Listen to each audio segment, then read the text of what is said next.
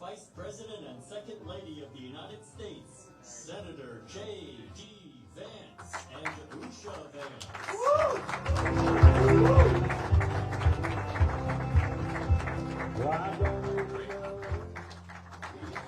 Well, welcome everybody, and let me just say a few words here of gratitude. First, to the men and women of the Milwaukee Police Department and all the law enforcement of Wisconsin who supported us, certainly today, but during the Republican National Convention. I don't know that I've ever felt safer in such an incredible, stressful, and high-intensity environment. There were obviously a lot of protesters and a lot of people around. You guys did an incredible job, so thank you for what you do. And I think that what we want to talk about today is how we need to have a law enforcement policy that is just supportive of the people who are actually keeping us safe. I noticed that we were in the room earlier. We did a little round table for the media to be aware of. We did a little round table, and behind us, I didn't actually notice it until I got up and stood and looked at it, were all of these photos of fallen heroes across the state of Wisconsin, people in law enforcement who had given their life for public safety. And I think the most important way to honor their sacrifice is to make the job of their brothers and sisters in arms easier, right? Why did they give their lives? They gave their lives for the basic idea of public safety, and we need a president, Donald J. Trump, who makes their job easier and not harder. We've got to cut out with the anti-law enforcement craziness. We've got to cut out with some of the policies that have come from the Harris administration that make it harder for the police to do their job. And let's just talk, thank you all, but let me just say a few words about the policies that have made it harder to be a police officer, and most importantly, harder for it to just be a citizen who wants basic public safety in this country. So Kamala Harris is on a tour where she's trying to redefine her record as a tough-on-crime prosecutor. And yet if you look at Kamala Harris's record as a prosecutor, it is the opposite of tough on crime. For example, Kamala Harris pursued a policy that would recategorize people who had committed sex crimes with minors and people who had raped unconscious victims as nonviolent crimes. And what does that mean? That means those people get out of prison earlier. That means their victims have to suffer the psychological abuse of seeing them walking around our streets sooner. And that means the police officer have a few more sickos that they have to take care of instead of being in prison where those sex offenders belong. If Kamala Harris was so tough on crime, why is she making it easier for sex offenders to get out of prison? I think the media should ask her that question. Of course, Kamala Harris refuses to answer questions, but this is important stuff. I grew up in a family where we didn't have a whole lot of money, and I was raised by a tough-as-nails grandmother who, despite the fact that we didn't always live in the easiest neighborhood, we had something that our country believed every child deserved. Whether they were rich or poor, our country believed that every child deserved public safety. And as Republicans, we don't think the government should do everything, but the things that it needs to do, it has to do well, and public safety is at the very top of the list. How can you have a country? How can you have an American dream? How can you have poor children who look to the future with optimism and hope if they can't walk down the streets of their neighborhood safely? And these police officers fight to make that a reality every single day. And Kamala Harris is making their job harder, and Donald Trump is going to make their lives easier. That's why we're going to reelect him the 47th President of the United States. Yeah.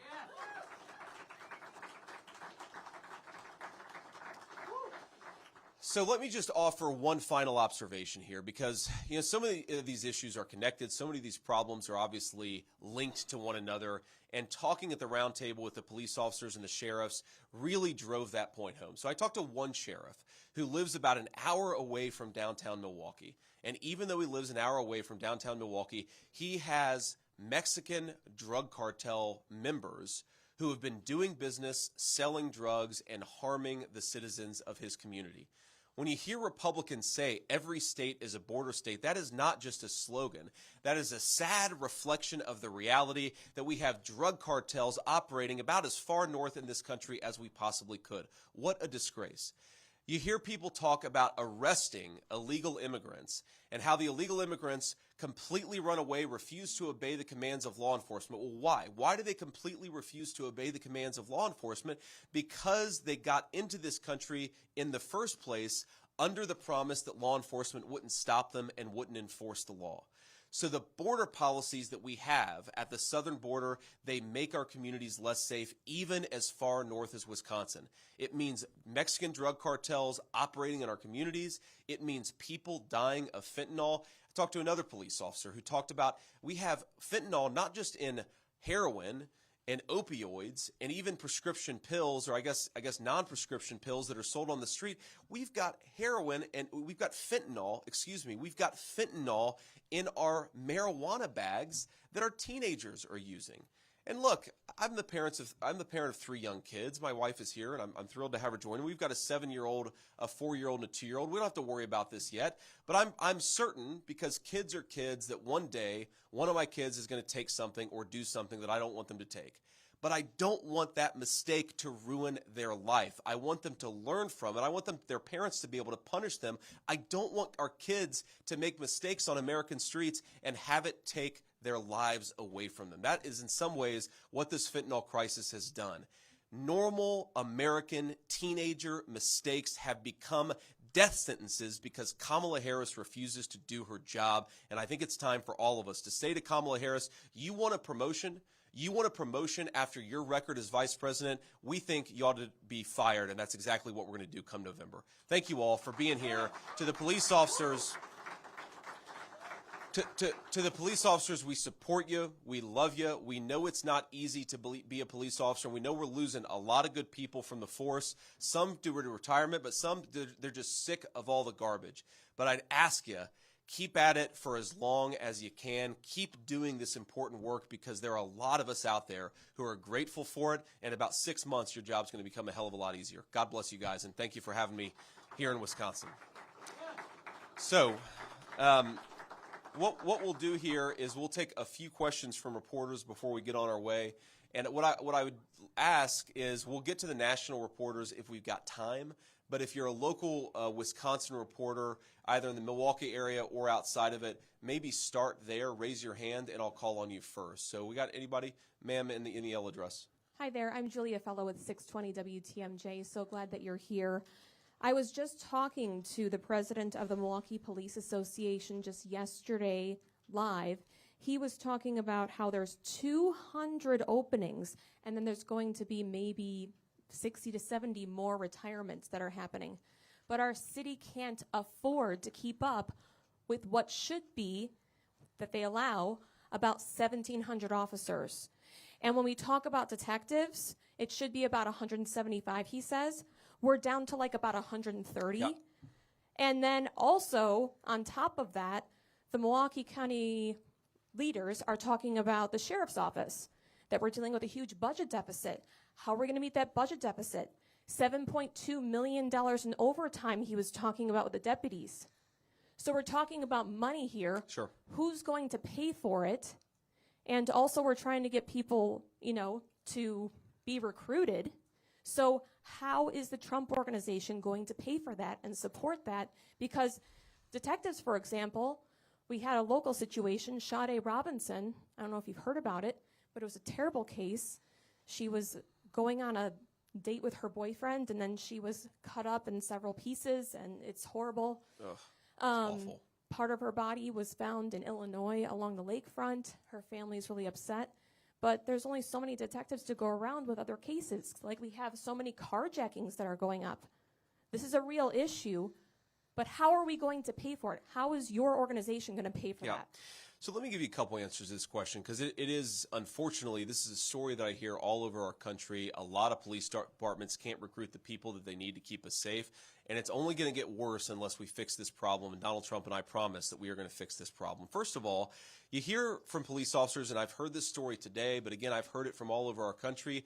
A lot of the reason that it's hard to recruit police officers right now is because our leaders have attacked the police for so long that a lot of people just don't want to do police work anymore. That is the first thing that leadership needs to change. We need to make it clear that we want good people, we want good police officers, we want the very best to join the American police forces all over our country, because unless we have the best people becoming police, public safety is always going to be a fantasy and not a reality. So let's have leaders who support the work of police, not people like Kamala Harris who put the police down and make their life harder. That's number one.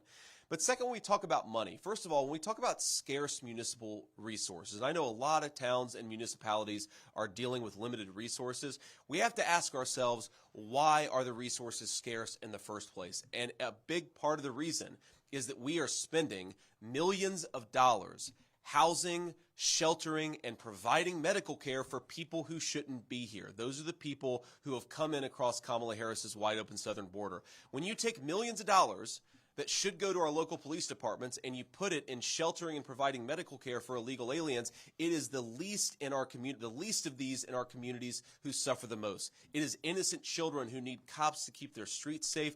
It is innocent poor people who need municipal services to work, and they are the ones who suffer the most when you have a wide open southern border. That costs money. It costs a lot of money here in Milwaukee, and it is a big driver of scarce resources. So what I would propose is you have a federal government that supports our local police, that you get the illegal aliens out of this country, and you free up precious budgetary resources to hire some police and focus on public safety. One final point on this is I think to the point about making police officers' lives easier, one of the weirdest things that exists in American public policy, and I didn't realize this until a couple years ago, I was a United States Senator. I have sponsored legislation to fix this, and I know President Trump agrees with me. Police officers are actually penalized because they don't get the same access to their Social Security benefits as most American workers, because effectively the way that it works is the dollar that goes into their pension is taken out of their Social Security. So you're basically penalizing our police officers, taking away their Social Security when they want to get to retirement. I think if we stop that, it would make it easier to recruit some police officers. Do the police officers out there agree with me? Stop that double taxation of benefits. I think so. And when I talk to police, I know that's a big driver. But look, unless we stop making the business of policing in this country so miserable by having our leaders attack the police, we're always going to have a problem recruiting the right people into police work. Any more, sir? Senator Matt Smith from WISN TV here in Milwaukee. Coming off just of everything you just talked about, it seems like some allies of former President Trump have said in recent days he needs to focus more on policy, just like you talked about, less personal attacks. I'm curious, have you had that conversation with him, and does he need to pivot, especially when you look to swing states like Wisconsin? I don't think the president needs to pivot, and if I told him that, I can guess what he'd say. I think that the reason that President Trump has been so successful connecting with Americans is even when they disagree with something that he might say, they know that he just is who he is, right? I'd much rather have a political candidate who I disagreed with 25% of the time, but was a real human being and was willing to speak off the cuff, than to have somebody like Kamala Harris who hides behind a teleprompter and doesn't speak to the American people directly unless she's got a script in front of her telling her exactly what to say. I think the unscripted nature of President Trump is one of the reasons why his campaign gives a pretty good insight into the kind of president that he's going to be. Now, that said, we are focusing a lot on policy. We're here in Wisconsin today talking about public safety. I was in Pennsylvania yesterday talking about veterans issues. I was in Michigan the day before talking about how we have to stop the trade and energy policies that ship all of our manufacturing jobs to China.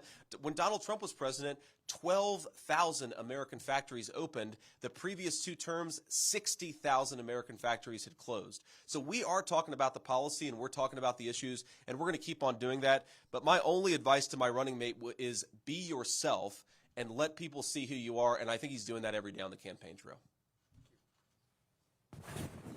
Anything else? Jason Calvi with Fox 6 here in Milwaukee. Democrats are criticizing your visit here to the police union. They say, you know, your running mate is a convicted felon. They also point to January 6th. Your reaction to that? Well, look, I think that Kamala Harris has weaponized the Department of Justice, not just against my running mate, not just against President Trump, but against a whole host of normal Americans for just exercising their First Amendment rights. I mean, not maybe the most significant scandal, but certainly a very large scandal is the Department of Justice went after a pro-life Catholic father of 7 for exercising his right to peacefully protest. The Department of Justice showed up, the Department of Justice leadership had officers show up at this guy's house and treat him like a common thug for exercising his right of First Amendment protest. And I think that every single police officer here would agree with me when they say that we want a strong Department of Justice that focuses on law enforcement. Why don't they focus on shutting down the drug traffickers at the southern border and the sex traffickers and let Americans exercise their First Amendment rights? That's not what the leadership of the Department of Justice should be focused on, but unfortunately, under Kamala Harris, it has. So I think that we are clearly the party and the movement of law enforcement. You talk to the field guys in the FBI, the people who are actually on the ground dealing with the bad guys, and they're as frustrated with their leadership as we are. We just want American leadership to empower law enforcement to enforce the laws. It's going to make us all safer if we do that. Any other local Wisconsin folks? And if not, I'll take a couple from the national pool. Okay. Sir. Senator Vance, Chris Cameron at the New York Times, you were talking about the relationship between crime and immigration, and my question is on that issue. Please. In an interview when you were running for Senate in September 2021, you were speaking with Jack Murphy, and you were talking about previous waves of immigration to the United States. You said the following: you had this massive wave of primarily Italian, Irish, and German immigration, and that had its problems and that had its consequences. You pointed to these problems as being higher crime rates, ethnic enclaves, and inter-ethnic conflict. Should the United States have prescribed similar policies to what you're proposing now, including mass deportation, to deal with those issues? Well, first of all, I also said there were a lot of benefits to that wave of immigration, but has anybody ever seen the movie Gangs of New York? That's what I'm talking about. We know that when you have these massive ethnic enclaves forming in our country, it can sometimes lead to higher crime rates. What we want is an American immigration policy that promotes assimilation, that no matter where you come from, you can become an American, but only if we have an immigration policy that promotes assimilation instead of doing things like what we've done over the last few years, which is have 25 million illegal aliens just setting up shop here with no control, no enforcement, and no real ability to police what's going on. That is a disaster. And in fact, what we did back in the early 20th century is that we recognized, and I think that we have to do that today, we recognize that at a certain level, America is a welcoming country to immigrants, but can only take so many people. We cannot take the entire world into this country. And I think that we're at a stage right now where we have to say we've got to slow those illegal immigration levels to zero. We do have to deport some people who have come here illegally, and I think that will promote assimilation and a common American culture that's in the best interest of everybody. Look, I'm married to the daughter of South Asian immigrants. One of the reasons why I think that we have such a wonderful and successful marriage is because we both very much feel like America is our home, like our children belong here. What happens when you have massive amounts of illegal immigration, it actually starts to create ethnic conflict. It creates higher crime rates. We've certainly seen that over the last few years, and I would like to stop it, and I know Donald Trump would too. Sir. Thank you, Senator Vance. Sorry. It's okay. A new ABC Ipsos poll was out today. It shows that Governor Walz, Vice President Harris's running mate, has a higher favorability among Americans than you do. What's your response to that poll? And also, what can you do ahead of the October debate to try to win over more Americans and your campaign? Well, look, I don't put much stock in polls, especially at this early level. I think Governor Walz was nominated just a couple of weeks ago. He's received a ridiculous media honeymoon where a lot of press have hidden some of the things that he said and done. I mean, this is a guy who actively encouraged rioters to burn down Minneapolis during the summer of 2020. It's the biggest city in his country. And then, of course, his running mate, Kamala Harris, was offering to bail those rioters out of prison. I think when people know the truth about Kamala Harris and Tim Walz, their anti-crime record, their pro-criminal record, the fact that he let rioters burn down the largest city in Minneapolis, I don't think his approval ratings are going to be that high, and I think that Donald Trump and I are going to win this race. But that's what the campaign is about, right? We have a little bit less than 90 days to make our case to the American people, to persuade them that our policies are going to make their lives better. And again, I think you contrast the failed leadership of Kamala Harris with the peace and prosperity of Donald Trump. I don't think there's any doubt we're going to win this race, but we've got to run the campaign, and we've got to get out there and talk to people. That's what we're doing every single day. Maybe do one more. Any other Wisconsin people that haven't asked a question? Hi, my name is Graham Sir. Kilmer. I'm a reporter with Urban Milwaukee. You mentioned fentanyl. Here in Milwaukee, we have a fentanyl and overdose crisis that began and really got worse under the first Trump administration. So what would you do differently the second time around? Well, look, I think if you look at the actual data, The fentanyl crisis really, really took off under the leadership of Kamala Harris, under the border czar policies where she opened up the southern border, where fentanyl got completely out of control. And you talk to our law enforcement officers, and they will tell you that the fentanyl problem has gotten way worse in the last few years than it was at any previous time under any previous administration, Democrat or Republican. Now, look, we have an addiction epidemic that's been long running in this country, and I think more than any president in my lifetime, Donald Trump actually implemented policies to try to get this addiction problem cut down on. I mean, if you look at the number of overdose deaths and how they went down during Donald Trump's administration, and you look at Kamala Harris's administration where overdose deaths have skyrocketed, I think it's very easy to say, like so many other issues, the record of Donald Trump is one of success and American prosperity. The record of Kamala Harris is one of failure.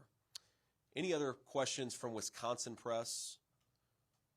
Okay, so we'll do one more then. Thank you. Yeah. Thank you, Senator.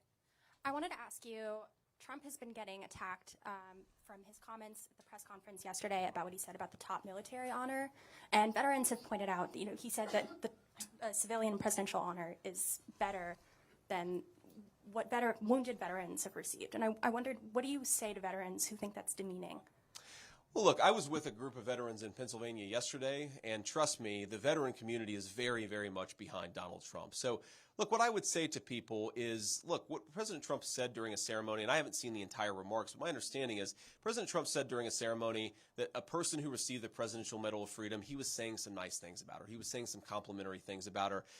Donald Trump, I've seen give out a Congressional Medal of Honor. I've seen him give out a number of awards and commendations to military veterans. And, of course, I myself am a Marine Corps veteran of the Iraq War. This is a guy who loves our veterans and who honors our veterans. I don't think him complimenting and saying a nice word about a person who received the Presidential Medal of Freedom is in any way denigrating those who received military honors. They're two different awards, and I think the president was saying some nice things about a person that he liked, and that's a totally reasonable thing to do. All right. So with that, before we close here, I want to bring up a couple of law enforcement officers just to say a couple of words. And we have, first we have Alexyala. And Alexander, come up and say a few words if you would. Thank you. And Alex is going to talk, and then our next guest is also just going to talk about some of the law enforcement challenges and some of the ways that if we have better policy, we can actually make this country a lot safer. Go ahead, Alex. Hi, my name is Alexyala, and I'm the president of the Milwaukee Police Association. I am a 24-year veteran of the Milwaukee Police Department. Senator Vance, thank you for being here to amplify our message that our members provide the highest degree of service to our community.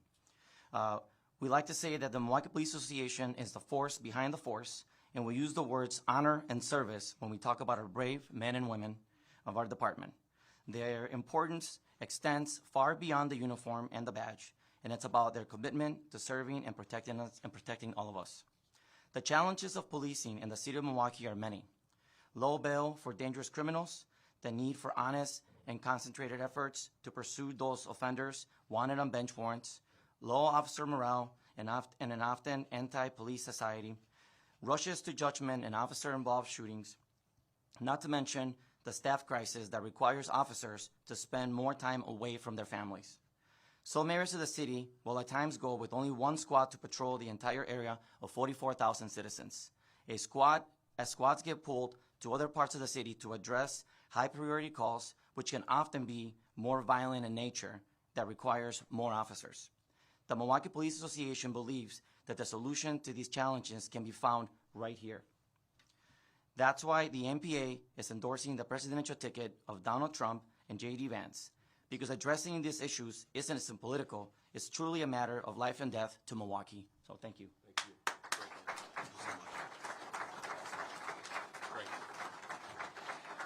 Great. And please stay up here, Alex, but I also want to have Andrew Wagner come up. Andrew was just recently retired as a career law enforcement officer, but he told me his wife has already put him back to work. So, Andrew, I appreciate you being here. Thanks.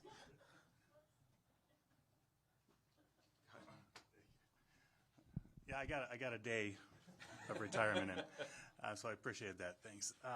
But no, I 27 years serving Milwaukee and the citizens of Milwaukee, and what I have seen in the last 4 years, the denigration of officers and the loss of officers' morale. We had 1,700 officers at one point here. We're under 1,300 officers now. And with that drop in numbers, we saw a spike in homicides that over doubled our homicide rate. And then we saw a drop in those clearance rates. We had a high of clearance rates in homicides of 80, 90% clearance rates. That is down to almost 50% now. You think about the victims that are not being duly served by this police department and police departments across the country because they can't have staffing because of the defund movement. We had 200 detectives in our bureau. We're down to 125, and we have double the amount of homicides. I mean, you do the math. We can only keep up so much. So what we have seen with the support from President Trump when he was in office and when he looked at our cities, when Kenosha, for instance, had riots, he sent federal troops in there. He made sure that somebody had the officers back. And I can't be more supportive of this administration and President Trump because I know we have a partner in him, and I know he will always have our back. So thank you very much. All right, guys. So with that, I want to thank the media, but especially the law enforcement officers for being here. Thank you so much for the endorsement. It means the world to have the support of the people that are fundamentally making it possible for our police officers to do their great work. I'm so grateful for it. I will say before we go that for the first time, Usha and I decided to bring our 9-month-old German Shepherd on the road with us. And if you know what a German Shepherd looks like, you know that he looks like a police dog. So we're about to hit the road, but nobody kidnapped my dog because we want him back. God bless you guys. Thank you all. Good to see you.